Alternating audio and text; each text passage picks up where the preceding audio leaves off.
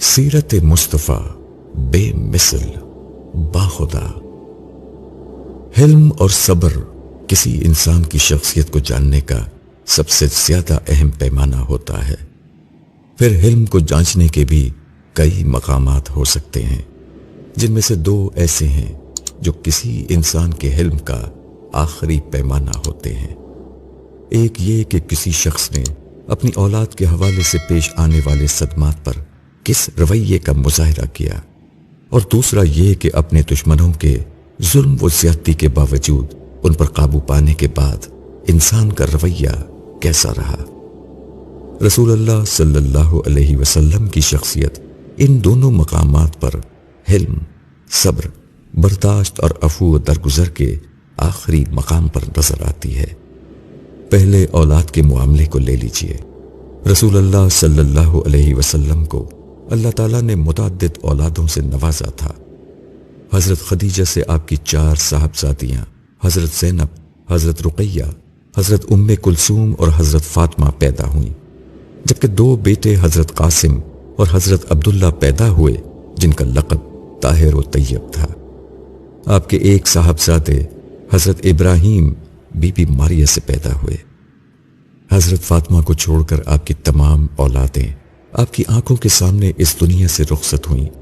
تینوں بیٹے بچپن کی عمر ہی میں انتقال کر گئے، جبکہ تینوں بیٹیاں عین جوانی میں دنیا سے رخصت ہوئیں۔ حضرت فاطمہ کا انتقال بھی نبی کریم کی رحلت کے صرف 6 ماہ بعد ہو گیا۔ یہ باتیں کتابوں میں پڑھنا بہت آسان ہے، لیکن ذرا دل پر ہاتھ رکھ کر سوچیں کہ ہم میں سے کسی شخص کے ساتھ اگر یہ سانحہ پیش آ جائے تو کیا ہوگا۔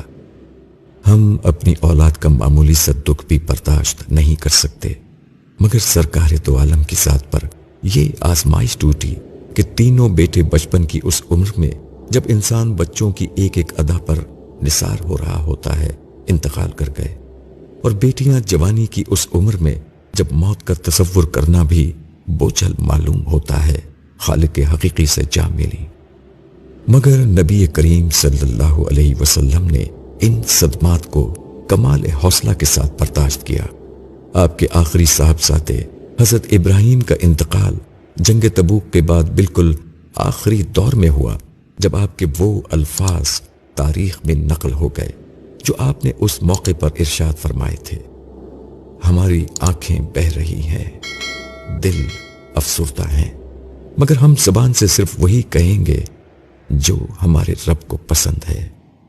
دنیا میں کوئی اور شخص ہے جو صبر و برداشت کی یہ نظیر پیش کر سکے؟ دشمنوں کے معاملے میں بھی آپ کا حلم درجہ کمال کو پہنچا ہوا تھا۔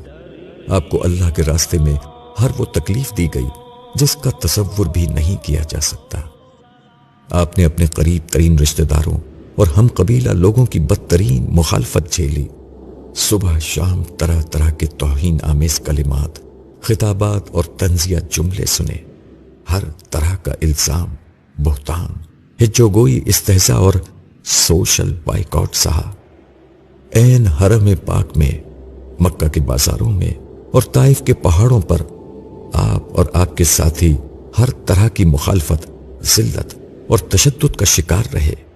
ہجرت کے بعد کبھی جنگ و جدل کی سختیاں جھیلیں تو کبھی محبوب ترین رشتہ داروں اور عزیزوں کی کفار کے ہاتھوں انتہائی دردناک موت کا سانحہ جھیلا، کبھی یہود و منافقین کے ہاتھوں اپنے اہل خانہ پر بدترین بہتانوں کو برداشت کیا، تو کبھی اپنی ذات کے حوالے سے غلیظ اسکینڈلوں کو سہا، مگر کبھی بد دعا دی نہ انتقام لیا۔ پھر ایک ایک کر کے اللہ تعالیٰ نے آپ کو اپنے ہر دشمن پر قابو دے دیا۔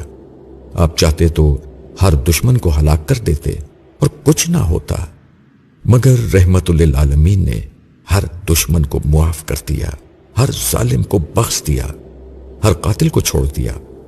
جس نے معافی مانگی، جس نے سر جھکایا، صرف وہی نہیں بخشا گیا بلکہ بھاگنے والے بھی اس بارگاہ سے پروانہ عافیت پا گئے۔ اس حلم کے آگے ہر سر ڈھہ گیا، ہر گردن جھک گئی، ہر دشمن دوست اور ہر مخالف گرویدہ ہو گیا۔ صبر مصطفیٰ اور سیرت مصطفیٰ بخدا بے مثل ہے، مگر یہی صبر وہ وصف ہے جس کا کوئی ادنا پرتو بھی مصطفیٰ کے عاشقوں میں ڈھونڈنے سے نہیں ملتا۔